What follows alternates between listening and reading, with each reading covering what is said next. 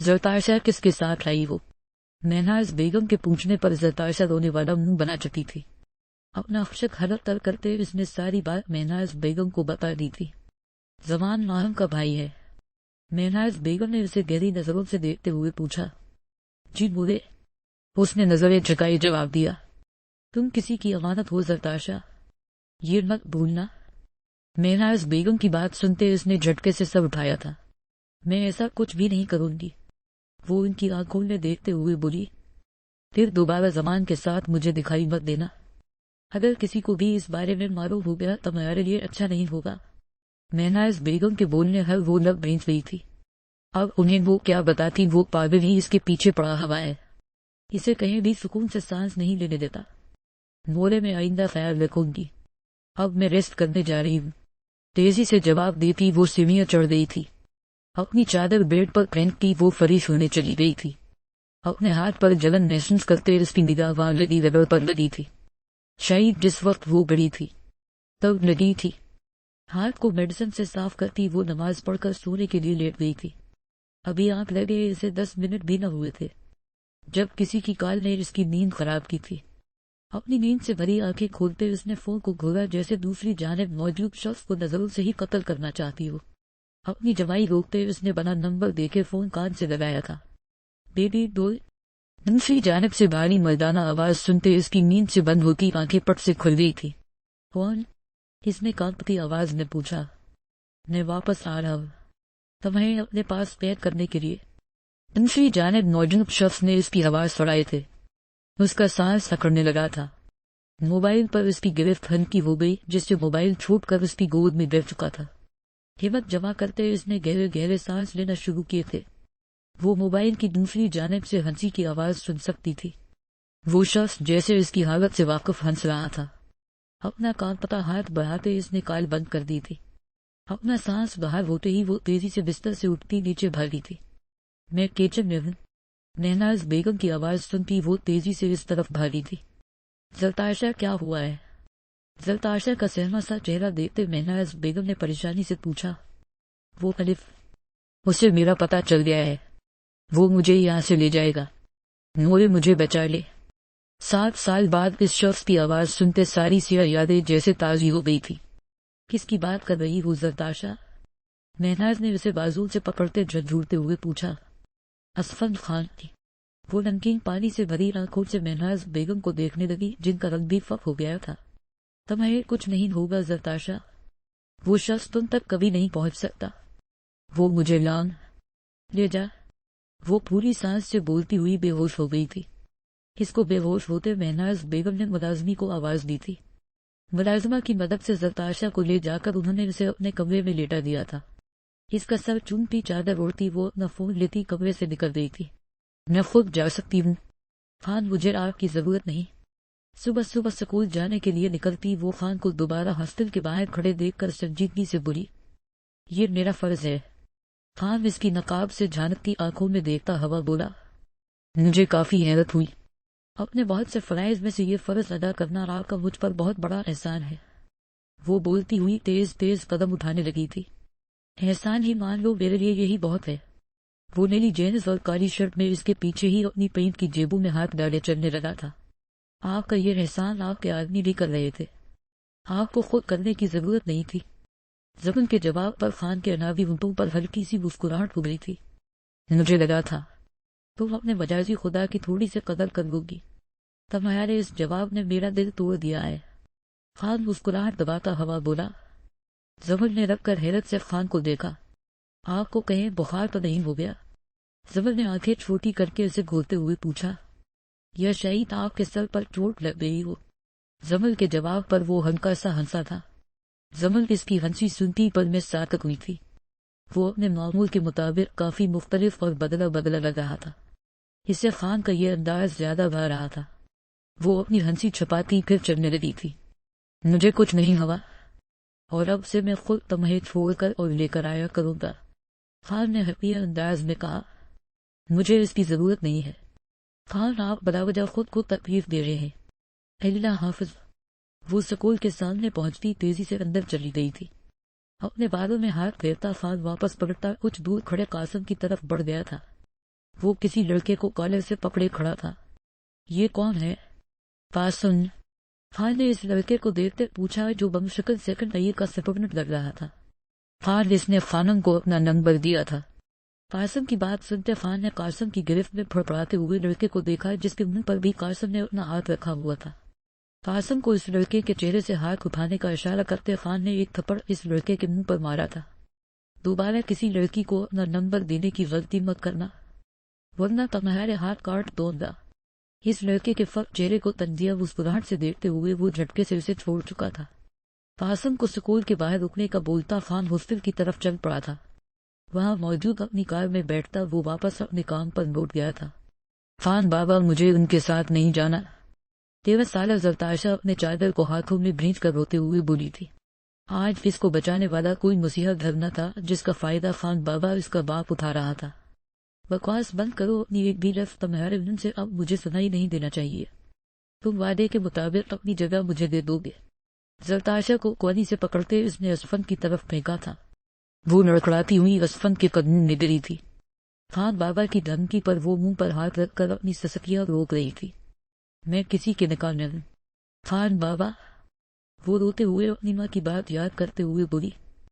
Baby دول، اب تم صرف میری ملکیت ہو، باقی لوگوں کے بارے میں سوچنا چھوڑ دو۔ اسفن 35 سالہ آدمی تھی جو خان بابا کے ساتھ کام کرتا تھا۔ وہ زرتاشا کے حسن پر مر مٹا تھا، تبھی اس کا سودا کر کے وہ اپنی ملکیت بنا چکا تھا۔ زرتاشا اس کا ہاتھ اپنی جانب بڑھتا دیکھ کر پیچھے کی جانب ہٹی تھی۔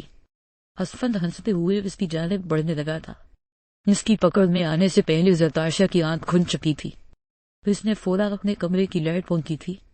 اس کا سارا چہرہ پسینے میں بھیگا ہوا تھا۔ 2 دن پہلے ہی اسے اسفن کا فون آیا تھا، تب سے لے کر اب تک وہ اپنے کمرے میں بند تھی۔ وہ کھانا بھی ٹھیک سے نہیں کھا پا رہی تھی۔ ہر وقت ایک انجانا سا خوف اسے اپنے احسار میں لیے ہوئے تھا۔ اپنا منہ گھٹوں میں دیے وہ خاموشی سے رونے لگی تھی۔ اسے ایسا محسوس ہو رہا تھا وہ واپس 7 سال پیچھے چلی گئی ہو۔ اپنے کمرے میں کھڑکی پر کسی چیز کے بجنے کی آواز سنتی وہ ڈر کر اٹھ رہی تھی۔ کھڑکی پر ہوتی مسلسل کھٹ پٹ پر وہ کانپتی ٹانگوں سے اٹھتی کھڑکی کی جانب بڑھی تھی۔ کھڑکی سے پردہ ہٹاتے اس کی نگاہ وہاں بنی چھوٹی سی بالکونی میں کھڑے زمان پر پڑی تھی۔ اسے دیکھ کر زرتاشا کو شدید حیرت ہوئی تھی۔ زمان اسے کھڑکی کھولنے کا اشارہ کر رہا تھا۔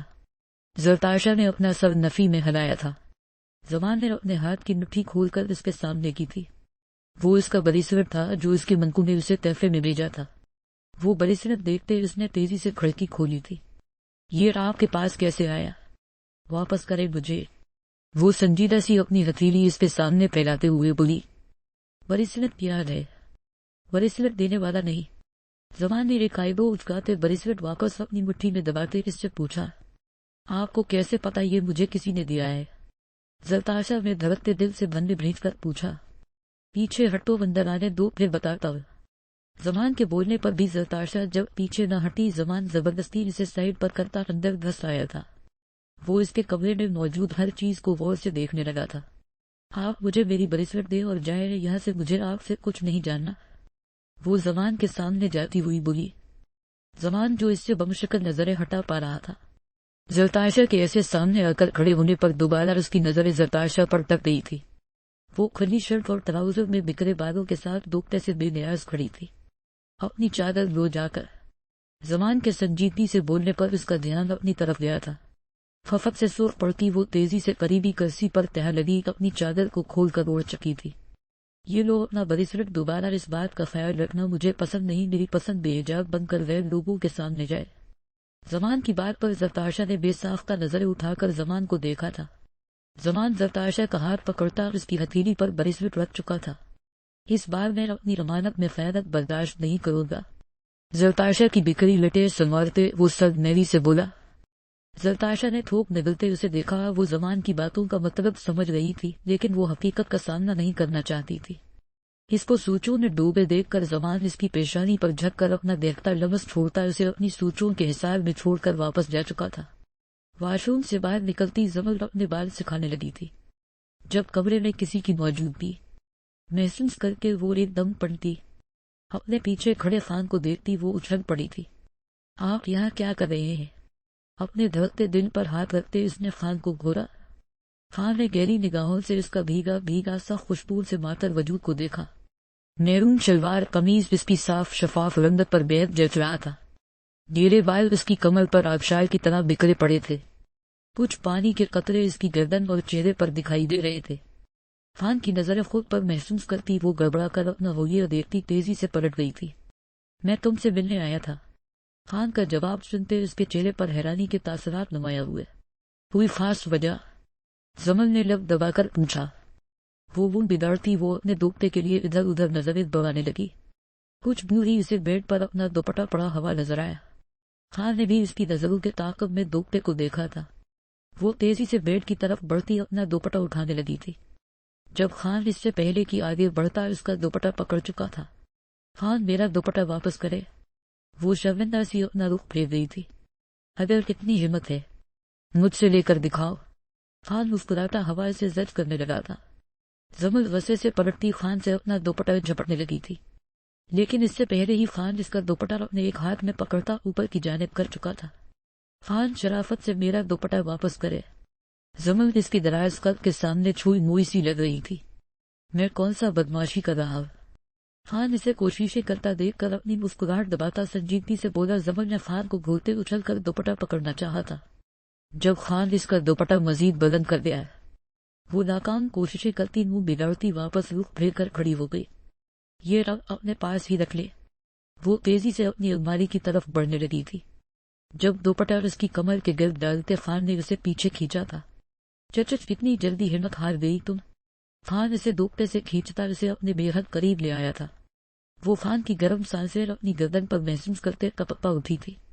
خان پلیز مجھے سمجھ نہیں آ رہی آپ کو ہوا کیا ہے؟ پہلے آپ مجھ سے جان چھڑوانا چاہ رہے تھے اور اب خود میرے قریب آ رہے ہیں۔ زمل کے سوال کرنے پر وہ ایک دم سنجیدہ ہو گیا تھا۔ اب تم مجھے میرے حق سے محروم کرو گی؟ اس کے دائیں کان کے قریب جھکتے خان ہر لفظ پر زور دیتا ہوا بولا۔ زمل نے اس کی سانسیں اپنے بے حد قریب محسوس کرتے اپنی آنکھیں زور سے میچی تھی۔ زمل کا ریئیکشن دیکھتا خان درخشی سے مسکرایا۔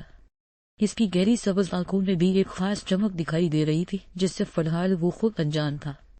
زمل کے بھیگے بالوں کی خوشبو خود میں اتارتا وہ اس کی سرد گردن پر اپنے ہونٹوں سے مہر لگاتا دوپٹہ اس کے کندھے پر ڈالتا دروازے کی جانب بڑھ گیا تھا۔ زمل نے دروازہ بند ہونے کی آواز سنتے ہی گہرا سانس لے کر اپنی پاگل ہوتی دھڑکنوں کو سنبھالا تھا۔ اپنے تپتے گالوں پر ٹھنڈے ہاتھ لگاتی وہ خود پر نظریں محسوس کر کے واپس پلٹی تھی۔ خان کو دروازے سے ٹیک لگائے کھڑا دیکھ کر ایک بار پھر وہ اچھل پڑی تھی۔ خان اس کا ریئیکشن دیکھنے کے لیے رکا تھا۔ اس کی حالت سے لطف اندوز ہوتا وہ مزید اسے تنگ کیے بنا چلا گیا تھا۔ زمل نے اس کے جاتے ہی شکر ادا کرتے ہوئے دروازے کو لاک لگا لیا تھا۔